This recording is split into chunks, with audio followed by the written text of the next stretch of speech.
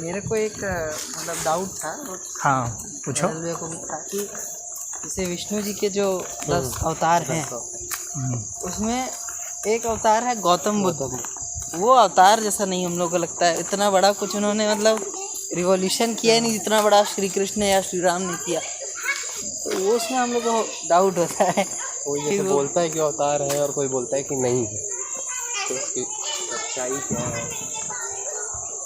असल में बुद्ध जो है ना, उन्होंने क्रांति तो की है, लेकिन तुम बुद्ध के बारे में पूरा उतना नहीं पढ़ पाए हो। हालांकि जो बौद्ध ग्रंथ हैं उसमें बहुत सारे अंडवर्ण भी लिखे हुए हैं और बहुत सारे मतलब कुतर्क बातें भी हैं। पूरे बौद्ध ग्रंथ को पढ़ोगे तो बहुत सारे फिजूल बातें भी हैं, बकवास भी बहुत सारे हैं। अब उसमें भी कही है कि भाई जो बुद्ध होना है तो बुद्ध होने के लिए जो है ब्राह्मण होना जरूरी है या क्षत्रिय होना जरूरी है। जो वैश्य शूद्र है वो बुद्ध नहीं हो सकता। अच्छा। बुद्ध होने के लिए पुरुष होना जरूरी है, स्त्री बुद्ध नहीं हो सकती। अच्छा। हाँ, इसलिए जितने 28 बुद्ध हुए हैं बताते हैं, तो 28 बुद्ध में से एक भी नहीं है स्त्री। स्त्री क्यों नहीं भाई? सब ब्राह्मण क्षत्रिय। हाँ, तो उस तरह की बहुत सारी बातें हैं। या उनकी संख्या 28 ही क्यों है भाई? वो तो और भी क्यों नहीं हो सकते? पहले क्यों नहीं हुए? बाद में क्यों नहीं हो सकते? हाँ, तो ये सब बहुत सारी बातें हैं। तो उसमें बहुत सारा झोल है कहने का मतलब। लेकिन हमको अगर हम झोल देखेंगे तो फिर हम उसमें उलझ जाएंगे। जो उसमें विरोधाभास चीज़ें हैं तो उसमें उलझ जाएंगे। देखो, आदमी कई दिमाग होता है। एक तो है कि हम तर्क कर रहे हैं, ठीक है, तर्क इसलिए कर रहे हैं कि मुझे जीतना है, मुझे उसको हराना है सामने वाले को। जो कोई सिद्धांत लेके आया है, मान लो कोई बुद्धिस्ट है उदाहरण के लिए, बौद्ध धर्म को मानो, अब मुझे उसे हराना है तो मैं क्या करूँगा? बौद्ध ग्रंथ के जितने मतलब ख़राब चीज़ें हैं जो इलॉजिकल है कि भाई 80 हाथ के बुद्ध होते थे उदाहरण के लिए। अच्छा। जो लिखा हुआ है ग्रंथों में। अच्छा। तब भाई 80 हाथ का तो कैसे आदमी होता है? ये झूठ बात है, बकवास है। समझ गया कि नहीं? तो 80,000 वर्ष तक जिए, ठीक है। इस तरह की बात नहीं। तो भाई 80,000 वर्ष कहाँ जिए? ये झूठ बात है। तो हमको खाली झूठ करना है, तो वह एक मामला दूसरा हो गया। अब उसमें से हमको देखना है कि हमारे काम की क्या चीज़ है जो हमारे को और बेहतर बना सकती है, ठीक है। जो बुद्ध ने बताया सबके कल्याण के लिए, हमको उसको देखना है और बकवास में हमको नहीं पड़ना है। तो अगर हम उसको देखेंगे तो बुद्ध ने जो बताई है, उन्होंने भी सत्य की बात बताई है, अहिंसा की बताई है, ध्यान साधना बताया है, ब्रह्मचर्य बताया है, निर्वाण बताया है, हाँ, तो सम्यक आजीविका बताया है, तो उन्हें अष्टांगिक मार्ग बताया है। हाँ, तो वे सब अच्छे हैं। तो जो अच्छे हैं उन्होंने बिना किसी भेदभाव के अपने संग में लोगों को जगह दी, सबको साधना कराया। अब उसमें फिर वो बात आएगी, भाई सब तो नहीं बुद्ध होंगे ना बोधिसत्व होंगे सब, तो वह मामला दूसरा है। हाँ, उसके चक्कर में पड़ेंगे तो फिर तो बेकार हो जाएगा, फिर उसमें बुद्ध की आलोचना होने लगेगी। तो हमको उस पर आलोचना नहीं करनी है। आलोचना करेंगे तो फिर तो कबीर की भी आलोचना हो सकती है। हाँ, कबीर ने भी नारियों के खिलाफ में क्या क्या नहीं बोला। तो सभी लोग ऐसे बिल्कुल शुद्ध रूप से जो एकदम आदर्श हो जाए, तो वैसा कोई व्यक्ति नहीं हुआ है, ना कोई होगा, जान लेना। क्योंकि मनुष्य जब आता है, जब इस मनुष्य रूप में आया है, तो कुछ न कुछ वह ऐसा अवश्य बोलता है या करता है परिस्थिति बस, हाँ, हाँ, जो कि किसी अन्य परिस्थिति में गलत सिद्ध हो जाता है। और कुछ न कुछ परिस्थिति बस ऐसा काम कर ही बैठता है या बोल बैठता है, या नहीं भी बोला है या नहीं भी किया है, तो उसके बारे में लोग ऐसा प्रचारित कर देते हैं या झूठी बात भी लिख देते हैं, बोल देते हैं। तो इसीलिए बुद्धिमान को चाहिए कि वो छान ले उसमें से कि क्या है। तो यदि छानते हैं तो पाते हैं कि वो एक महान विभूति हुए हैं, कोई छोटी मोटी हस्ती नहीं रहे, समझ गए। और उन्होंने उनका मुख्य सिद्धांत जो बताता हूँ वो देखो, उनका एक मुख्य सिद्धांत है प्रत्यक्ष समुत्पाद का। हाँ, ये बहुत महत्वपूर्ण सिद्धांत है, ये उनकी बहुत बड़ी देन है। हाँ, वो क्या कहते हैं? कहते हैं कि जो चीज़ तुम देख रहे हो ना, जो जैसे कि मान लो कि तुम एक पेड़ देख रहे हो, तुम कहोगे कि यह एक पेड़ है, ठीक है।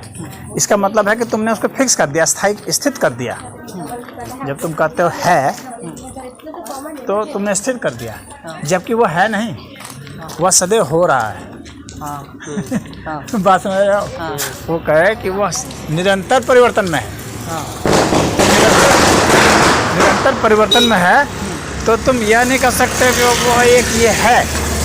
जब कह दोगे इसका मतलब क्या वो वही रहेगा? नहीं, वो भी बुढ़ा हो जाएगा, वही मर जाएगा, सूखी लकड़ी के रूप में बदल जाएगा। हाँ, कोयला बन जाएगा। ठीक है, तो उसको वो कहते थे कोई भी चीज़ जो यहाँ पर जो तुम देखते हो वह होने की स्थिति में है सदैव, निरंतर परिवर्तन उसमें हो रहा है। तो वो कहते थे कि यह जो निरंतर परिवर्तन है इसको जो समझता है और इतनी सूक्ष्मता से जो अध्ययन कर लेता है वही बुद्धत्व को प्राप्त होता है। हर कण को ऐसा देख लेगा। कोई भी कण जो है ना, उनका कहना था कि ये फिक्स नहीं है। इसकी जो फिक्सिटी तुमको दिख रही है कि ये फिक्स है, वो इसलिए दिख रही है कि तुमको अभी देखने की तुम्हारी उतनी क्षमता नहीं आई है, इसलिए तुम स्थिर दिखते हो। यहाँ पर कोई तत्व स्थिर तत्व नहीं है। उनका कहना है सारे तत्व जो हैं ये एक प्रवाह में बह रहे हैं और इसमें लगातार निरंतर परिवर्तन हो रहा है। उस परिवर्तन की सूक्ष्मता को देखना ही ध्यान है। और वो कहते थे वही निर्वाण है। बस में रहो इस बात को जो है ना, बुद्ध की इस बात को, परिवर्तन की तो बात बहुत लोग कहे, लेकिन इस तरह से निरंतर परिवर्तन, कांस्टेंट परिवर्तन ही परिवर्तन है और उस परिवर्तन को एक साथ महसूस कर लेना ही निर्वाण है। इस बात को बुद्ध ने कहा। तो ये उनकी एक बहुत बड़ी देन है। बात समझ रही है? ये फिलॉसफी में या साधना में एक बहुत बड़ी देन है। इसलिए बुद्ध का वो महत्व है। हालांकि और बाकी सब तो बहुत सारे बकवास भी है, तो सबको छोड़ दो, उसमें तो बहुत सारी चीज़ें आ जाएंगी। तो मतलब वो विष्णु के अवतार हैं कि नहीं? तो अब विष्णु की बात है कि भाई विष्णु और उसके अवतार। एक हमारा वीडियो बना हुआ भी है इस विषय पर, अगर तुमको रुचि होगी तो देखना। आपका? हाँ, मैंने इस विषय पर बनाया भगवान बुद्ध का विष्णु अवतार। विष्णु क्या है पहले उसको समझना पड़ेगा। हाँ, तभी तो समझ में आएगा कि विष्णु के अवतार। हाँ, विष्णु किसको कहते हैं? सामान्यतः तुम लोग सब सुने होगे, भाई तुम लोग का उतना अध्ययन तो अभी नहीं है, बच्चे हो, तुम लोग ये सुने होगे ना कि विष्णु जो है पालन करते हैं। ये सुने होगे ना, पालन करते हैं।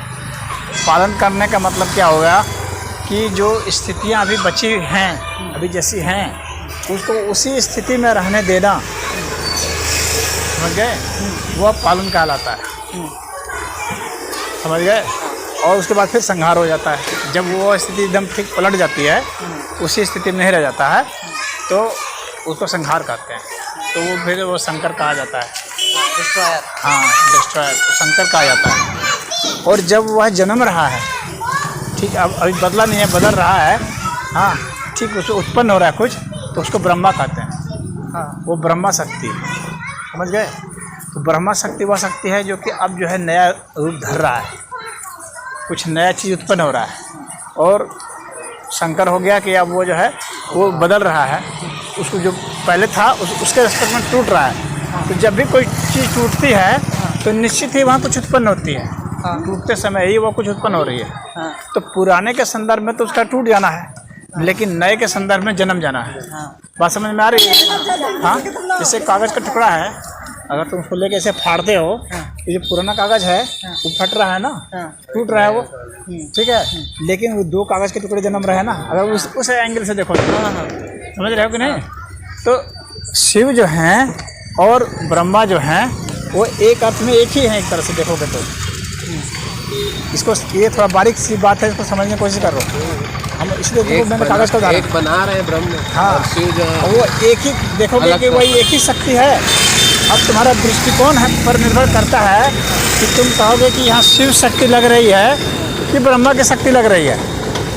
समझ गए? वो शक्ति एक ही है, बस देखने के दृष्टिकोण से है। अगर तुम उसको टूटने की दृष्टि से देखते हो तो कहोगे कि यहाँ शिव की शक्ति है जो टूट रही है। अगर तुम बनने की दृष्टि से देख रहे हो कि दो टुकड़े बन रहे हैं, कहोगे ब्रह्मा की शक्ति है, दो बन रहे हैं। यानी वो मरने की घटना, टूटने की घटना और जन्मने की घटना एक ही घटना है। और शक्ति भी एक ही है, लेकिन उसका दो नामकरण है। क्यों दो नामकरण? इसलिए है क्योंकि दो दृष्टिकोण है हमारा। समझने का। यानी ब्रह्मा और शंकर जो हैं, शिव जो हैं, वो एक ही हुए, समझ गए। हाँ आपके नज़रिए से वो दो दिखते हैं, हाँ वो एक ही शक्ति के नाम है। अच्छा, अब आ गई बात विष्णु की यहाँ पर। ये जब दोनों घटना घट रही है, चाहे तुम उसको टूटने के अर्थ में समझ लो, चाहे जुटने के अर्थ में समझ लो, वहाँ पर वह स्थिति तो है ही है। माने है कि जो स्थिति होती है जिसको हम कह सकते हैं, खाली है कहेंगे और कुछ नहीं कहेंगे। हाँ, मृत्यु है, जन्म है। यहाँ हम मृत्यु को भी हटा दिए, जन्म को भी हटा दिए, है को खाली रख दिए। समझना इस बात को, ये थोड़ा और गहरी बात है। एनर्जी है वो। हाँ, मरना आसान है समझना, जन्मना आसान है समझना, लेकिन मृत्यु और ये जन्म, ये दोनों में जो कंटिन्यूटी है, जो विद्यमानता है, वहाँ पर सिर्फ है होगा। तो मान लो तुम्हें कहें कि तुम ये हो, अर्जुन हो, लेकिन अगर अर्जुन हटा देते हैं हम तो है तो है में तो तुम्हारा है या अस्तित्व है। हाँ, तो वो हैपन तुम्हारा रहेगा। पहले भी था, जब तुम्हारा अर्जुन नाम नहीं पड़ा था तब भी हैपन था, और जब अर्जुन नाम नहीं रह जाएगा तब भी है होगा। है कभी समाप्त नहीं होगा, है रहेगा ही रहेगा। है वर्तमान है, सदैव वर्तमान रहता है। वर्तमान मतलब जो चीज़ है वो वर्तमान ही है वर्तमान है। मुझे समझ गए। तो ये पूरा जो अस्तित्व है ना, ये किस तरह से है, बदल रहा है कि स्थिर है कि क्या है, लेकिन ये है तो जरूर। वह जो हैपन है ना, ये विष्णु है। इसलिए विष्णु को इतनी महानता है, क्योंकि हैपन समाप्त नहीं होता, और वो हैपन जो है वही विष्णु शक्ति कहलाता है। विष्णु अस्तित्व है वह। तो जितने भी हैपन है, चाहे ये बदल रहा है, चाहे अव्यक्त हो गया यानी लुप्त हो गया, चाहे प्रलय हो गया, चाहे कुछ भी हो गया, लेकिन या बन रहा है। हाँ, लेकिन वो है तो विद्यमान है, वही पालन शक्ति है। यानी वो जो मृत्यु में भी पालन कर रहा है और जन्म में भी पालन कर रहा है। जन्म और मृत्यु के बीच में जो संधि है, जब ये पूरा टुकड़ा फटा भी नहीं है, उस वक्त भी वो बात समझ में आ गई, वह विष्णु शक्ति है। यानी ब्रह्मा, विष्णु और महेश तीनों एक ही शक्ति हैं एक तरह से देखा जाए तो। तुम्हारे नज़रिए की बात होती है, तुम किस एंगल को देख करके उस शक्ति को डिफाइन कर रहे हो, उसके हिसाब से हो गया। अब आते हैं बुद्ध पर। विष्णु को समझ गए ना। अब बुद्ध पर आते हैं, तो बुद्ध जो है वे उस हैपन की ही बात कर रहे हैं, क्योंकि वो कहते हैं कि लगातार यह चीज़ है। समझ रहे हो। वो बुद्ध यही कह रहे हैं ना कि ये लगातार इस तरह से परिवर्तन हो रहा है, और इस परिवर्तन की सूक्ष्मता को तुम देखोगे, महसूस करोगे। तो उन्होंने भी उसी वर्तमान की ही बात की, जो हैपन है। इसीलिए उनको विष्णु का अवतार कहा गया, शिव का अवतार नहीं कहा गया। इसीलिए उनको ब्रह्मा का अवतार नहीं कहा गया, उनको विष्णु का अवतार कहा गया। उनको विष्णु के अवतार कहने के पीछे ये बहुत बड़ा रहस्य है, इसको बुद्धिस्ट सभी नहीं जानते हैं। मैं बहुत बुद्धिस्टों से बात किया हूँ, आचार्यों से भी, वे इसको नहीं जानते। वो खाली कहें विष्णु का अवतार नहीं है, कोई कहेगा अरे है तो बेकार है, वो दूसरा है, इस तरह से बात बोलता रहेगा। हाँ, क्योंकि वे सांप्रदायिक भावना से सोचते हैं ना, कहते अरे ऐसा कहेंगे तो फिर हिंदू हो जाएंगे। वो इस तरह लिहाज से सोचते हैं। तो वो कहते नहीं वो नहीं है, जबकि उनके ग्रंथ में भी खुद लिखा हुआ है, भगवान बुद्ध ने खुद कहा है कि जो राम है वही मैं हूँ। हाँ, पहले राम था। हाँ, तो उन्होंने ऐसी बातें कही हैं, लेकिन उसके वास्तविक दार्शनिक रहस्य को, साधना के रहस्य को लोग नहीं समझते हैं। साधना का रहस्य, दार्शनिक रहस्य यही है, इसीलिए उनको विष्णु का अवतार कहते हैं। उनको ब्रह्मा का अवतार नहीं कहते, शिव का अवतार नहीं कहते, विष्णु का अवतार इसलिए क्योंकि वो है में है। विष्णु भी है की बात करते हैं, है की शक्ति है, और बुद्ध भी वही है की बात करते थे। तो बुद्ध का वही योगदान है। अब और क्या पूछना चाहते हो? मतलब यही था हम लोग का, बहुत अच्छा क्वेश्चन था एक बार। हाँ, ये काफ़ी जटिल चीज़ है। हाँ, मैं जैसे कि मेरे कुछ दोस्त हैं जो बौद्धिस्ट हैं। हाँ, वो जैसे शूद्र और ये वाले लेवल के रहते हैं, जो मराठी चेंज हुए, कन्वर्ट हुए हैं। मैं एक दिन ऐसे ही वो तो बोल गया, बोलते हैं तो बौद्ध ग्रंथ में तो कहा गया कि शूद्र लोग बुद्ध नहीं बनेंगे। उनको इस बात का पता नहीं होगा, पता नहीं है। हाँ, उनको अगर बताया जाएगा कि बौद्ध ग्रंथ का अध्ययन किए हो, उसमें तो ये लिखा हुआ है, और बहुत कुछ तर्क की बातें भी लिखी हुई, लिखा हुआ है ना कि बुद्ध जो इधर से जन्मे, पेट में जन्मे, इधर से 500 भाग से जन्मे। तो ऐसे कहीं थोड़ी जन्म होता है। तो ये सब अंधविश्वास तो है ना। नहीं, और मतलब उसमें लिखा था कि तो बहुत सारे अंधविश्वास हैं। क्या लिखा था दीवार में कि ब्रह्मा विष्णु ब्रह्मा महेश कुछ विष्णु महेश इनको मानना नहीं है, इनकी कभी पूजा नहीं करना है। वो वामसेफ वाले जो है ना, वो उन लोगों का ऐसा सिखाया है। असल में उन लोगों का राजनीतिक एजेंडा है, हाँ, जैसे उसका जो अभी राजनीतिक उद्देश्य से वो करना चाहता है। आपका कोई एक मंत्री था, उससे रिलेटेड भी अभी वीडियो सब आया था, बहुत सारा वायरल हुआ था, यही वो प्लेज ले रहे थे सब, तो उसका हाँ। हुआ था। तो उसमें जो बड़े बड़े बौद्धिस्ट थे, वो राजनीतिक एजेंडा है। उन लोगों का मुख्य उद्देश्य यही है कि हिंदुओं को तोड़ दिया जाए, और हिंदुओं को तोड़ करके जो मतलब नीची जात के लोग हैं उनको बुद्धिस्ट बना दिया जाए, और ये हम लोग का एक वोट बैंक बन जाएगा, और हिंदू टूट जाएंगे, कमज़ोर हो जाएंगे। समझ गए? उन लोग के पीछे ये इस धारणा, कोई उन लोग को दार्शनिक लगाओ या वो नहीं लगाओ, बुद्ध के विषय में वो कुछ नहीं जानते हैं, बुद्ध के उपदेश नहीं जानते हैं वे, और न बुद्ध के उपदेश पर वे चलते हैं, न वे जानते हैं न चलते हैं उस पर। हाँ, वे ना अम्बेडकर को भी जानते हैं, वो कुछ नहीं जानते हैं। वो खाली वामसेफ जो एक कौन एक बामन मेसराम है ना, वो खाली घृणा वाली बात बोलता है, खाली घृणा और ईर्ष्या की बात बोलता है, उसी को वे लोग मान के चल रहे हैं। मेश्राम मतलब ऐसी मेसराम एक है, वही सब एजेंडा चलाया हुआ है। हाँ, तो कभी कभी तो ऐसा लगता है महाराज जी की भीमराव अम्बेडकर भी बहुत बड़ी चूक करे। भीमराव अम्बेडकर तो बहुत विद्वान आदमी थे। हाँ, विद्वान तो बहुत थे वो, लेकिन ये जो एक हिंदुओं को कितने हिंदुओं को उन्होंने फिर बौद्धिस्ट में कन्वर्ट किया, वो क्यों हिंदुइज्म में भी बहुत कुरीतियाँ आई थी उस समय पे, मतलब जो नेचुरल नहीं थी। हाँ, ये सब है, तो ये धर्म में थोड़ी ना है, ये तो समाज में है। हाँ, समाज को तो आज धर्म ग्रंथ में तो नहीं ना है। हिंदुओं में जो कुरीतियाँ है थी, अब तो ऐसी नहीं है, लेकिन उस वक्त भी मान लो थी, तो वो समाज में थे ना। समाज की कुरीतियाँ अलग होती है, उसको बता सकते हैं। धर्म में कोई फॉल्ट नहीं है ना, धर्म में तो ऐसा नहीं कहा गया है। धर्म में फॉल्ट है बस इस्लाम में। उसमें तो धर्म में ग्रंथ में ही कहा गया है। नहीं, आपका मैं एक पढ़ा था, हाँ। लिखा हुआ था जो मतलब किसी को भेजा था पापा को आपने, हाँ, मैं उनको ध्यान से पढ़ा, और मैं आज तक उसको एज आर्गूमेंट यूज़ करता हूँ। 4 पॉइंट मुझे याद है। हाँ, पहला ये था कि अल्लाह 7वें आसमान में जन्म लिए, हाँ, और उन्होंने 7 दिन में बनाई है। तो उसमें आपने लिखा था कि कैसे उन्होंने गणना की जब वो यूनिवर्स बना रहे थे, अगर सन ही नहीं 6 दिन में बताया गया है। 6 दिन हाँ, में, 6 दिन। 6 दिन में वो अगर बताते सूर्य हैं। ही नहीं बना था तब हाँ, तो गिने कैसे? कैसे गिने? तो सब वो उसमें खाली उसमें तो झूठ बातें बहुत ज़्यादा हैं, खाली झूठी है। कुछ है। जातक कथाओं में और लंका अवतार सूत्र में भी बताया गया है कि भगवान बुद्ध जो हैं वो भगवान विष्णु के अवतार हैं।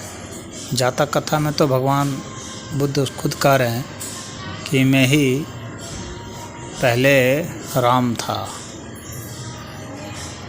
और ये जो देवदत्त है यही पहले रावण था।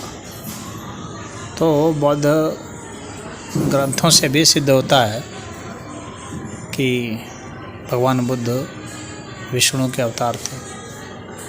उन्होंने लंका अवतार सूत्र में खुद ही बताया है